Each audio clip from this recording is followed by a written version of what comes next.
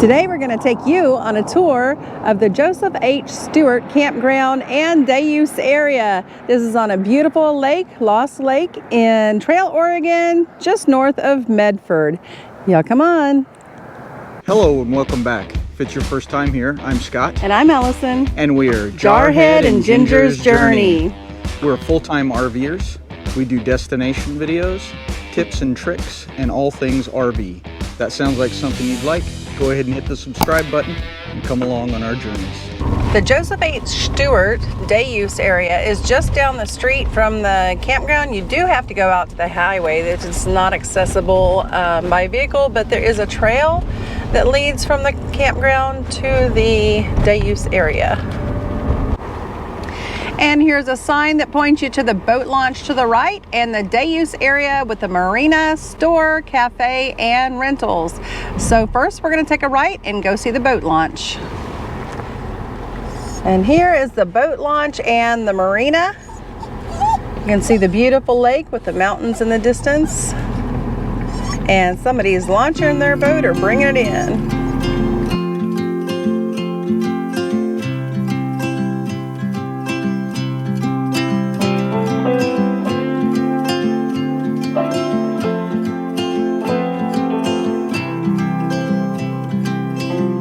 If I could hear my father's voice, he would tell me to move on.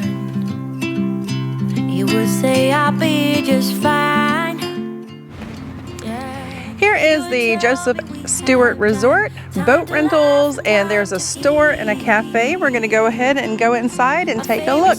The store and cafe says open daily, and today they have pizza, salads and subs, camping supplies, alcoholic beverage, and snacks and candy.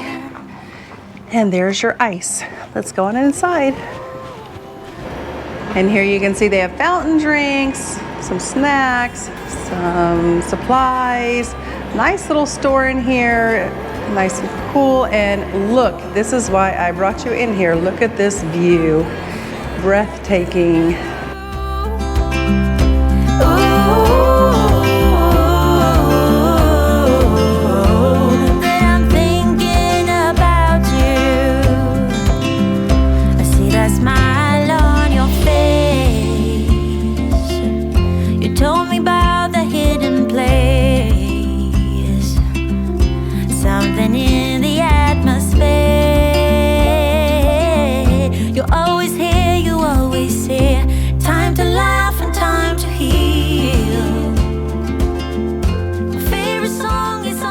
Here's the swimming spot at the day use area in Joseph H Stewart Park. This is here on Lost Lake, and look at what a beautiful view you have to swim by. Nice mountain area, mountainous I guess area over there, all wooded and treed. Beautiful, beautiful location, and a beautiful day to come down and swim. Over here in the shade by the lake at the swimming area, they have got plenty of picnic tables. There's a bunch over here. They are all freestanding, so you can move them around wherever you want to, and it looks like people have done that quite a bit. But again, you can tell you're sitting here on the picnic table watching your kids swim, or you're swimming over there and you got all your lunch here on the picnic table. Whatever the case is, this would be a beautiful spot to come for a day of fun at the beach. As you're entering the campground, before you get to the check-in station, there is a group camp on the left, and then we're going to proceed to the station. This station is normally closed. We did see it open on the weekend. There is a pay station, or if you have reservations, you just proceed to your campsite. So we just passed the ranger station here, and on our left you can see the dump stations. There are two stations for dumping, and the big canister there is actually a trash compactor. It's a disposal, so you just come up and throw your stuff in and it'll compact it up. This park is a Corps of Engineer park, and there are 4 loops for the campground. We're going to start here with the A loop to the right, and then you'll see to the left is B loop and C and D straight ahead. So we're going to take you through A loop. Each of the loops has a one-way road and a full bathhouse. The bathhouses here have been very nice. The showers are really nice. They are a little older, could use a little bit of updating, but other than that, they're pretty good. And there are 201 campsites here at the campground, and 151 of them have water and electric. There are no full hookup sites, but as you saw, there is a dump station, and it seems like each loop, I think, has a park host. Daily rates are $33, $28 for a tent, and the group camping area is $150 a night. You'll see that there are plenty of choices of shaded or open sites, and you can make reservations online, and there is a spot to pick which sites you'd like. I didn't see any pet restrictions on the website except for all pets must be leashed, so make sure you bring your gerbil leash. There are no handicap sites, but the bathhouses are handicap accessible. There is no Wi-Fi here in the park. AT&T cell service does work well. We have Visible that uses Verizon towers and have no signal here at all. But you can probably find a good spot for your Starlink. Yeah, even with all the trees, we didn't have any trouble with our Starlink at all. Another thing is, around here, if you look around, there are plenty of open area for the kids to play. There's playgrounds for them and things like that too. Plenty of hiking paths. And if you get close enough to the open area, you'd really have a good open sky for your Starlink. Knowing soon we'll be back home.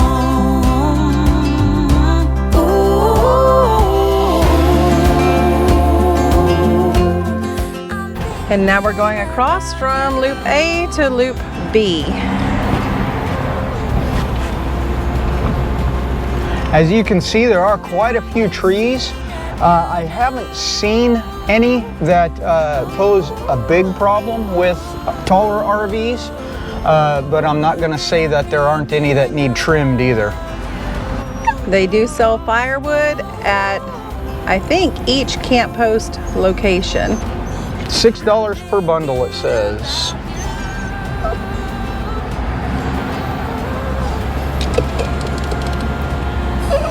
One of the rules on the park is you can't park in the grass, either your vehicle or your RV, but they make an exception for your boat. A lot of people pull a boat up here to use the lake for the time they're here, and they're allowed to park in the grass like this guy here on our right.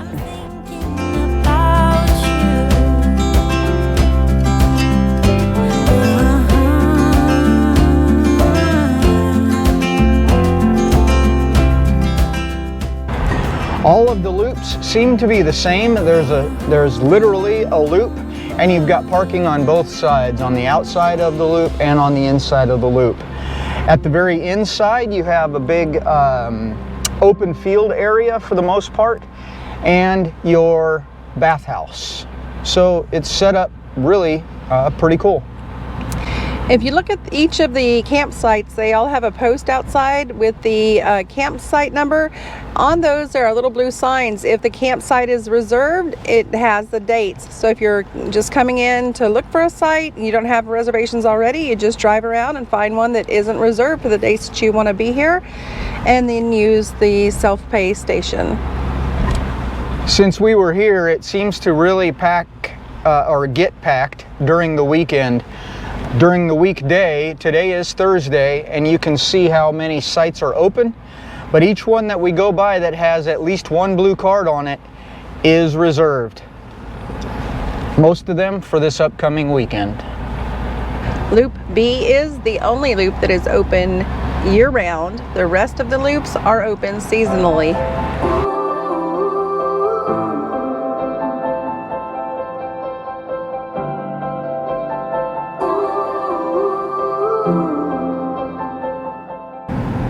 The dog park with a view, guys. Nice big dog park. It looks like it was recently built too. And you've got the nice mountains to sit and check out while your dogs are playing at the dog park. Get out of your skin. All it is matters. Now we're entering Sea Loop, and that momentum ahead of you may look familiar. That's our spot, and it's right next to the park host. So we are actually here for the Oregon 23 meetup. That's a group of some YouTube channels and friends, and they do an annual camp out here. This is the third annual camp out for the Oregon meetup. This year it's called O23. Last year it was called O22. I'm guessing next year will be O24. And we've had a great time at this campground, made some new friends and got to see some old friends, and really enjoyed the stay here. Only thing that matters when I change, I will let you into my mind. You can see that playground that we saw from the other side is right over there, so it's between the two loops. The lights are out and heaven's open. We can be everything we want. Oh, stop the clocks, the bees are humming in between the contrasts of our souls. And this is D-Loop, looks just the same as the others, and I think I mentioned, but there are walking and riding trails all throughout the park, paved. There are a few cracks in the pavement though, so if you're on a bike or skates, be careful. We haven't seen any wildlife besides a whole bunch of squirrels. They are everywhere. In fact, they even got into our friend's van and one of our friend's cars and got into where his food is and couldn't get out. So keep your doors shut if you don't want a squirrel invasion. And there are lots of beautiful birds all over. We haven't seen any other wildlife here.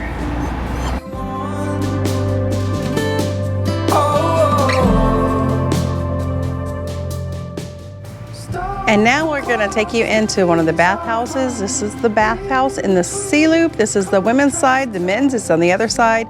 There is a nice sink over here. It is not for fish cleaning. There are a couple of water fountains. And let's go on inside and take a look. To the right, you have your sinks, mirrors, and 4 bathroom stalls. And I have to say, the staff does a great job of keeping this clean. They're cleaned, I think, daily, and although it is a bit dated, it is very clean. And let's see over here to the left, there are 4 bath stalls, one of them being handicap accessible. There you go. We're not going to show you the men's today because it is being cleaned.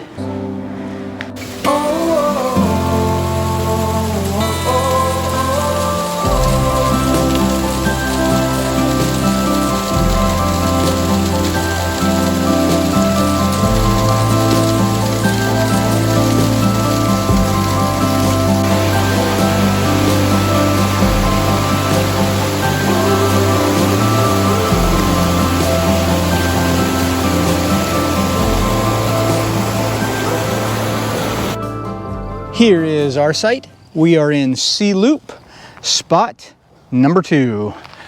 Guys, we got power here, 30 amp only, and water. There is no dump here, but it wasn't too bad as far as that goes. There was the dump station we already showed you. And one other thing, I was really surprised. I hear a lot about Corps of Engineer parks and how good they are, but look at how high I am off the ground, guys. I have 5 Lego blocks there, and I'm still almost all the way out on my front jacks. So we're definitely downhill in front. Other than that, we lost power a couple of times. I think they were working on something, according to the park host that is just on the other side of our RV here. We had plenty of nice, warm, sunny days. We were able to use the deck. As you can tell, it's out right now with our awning as well. Made for a really nice place to just relax and enjoy the day. As you can see here, we do have quite a few nice shade trees here, and our Starlink, as we mentioned before, works well while we're here, and we really enjoyed this park. This is really a beautiful area of our country up here in the Pacific Northwest, and yeah, we just can't really say enough about it. The dog park that we took you by is right across the street over there, and we would definitely come back to this park, even though we are a little high in front. There are many sites here that seem to be quite a bit more level than ours. We just happened to choose poorly, and it wasn't our fault. This was the only site left in this loop when we booked for 023. So yeah, it was very cool here, and we would definitely be back.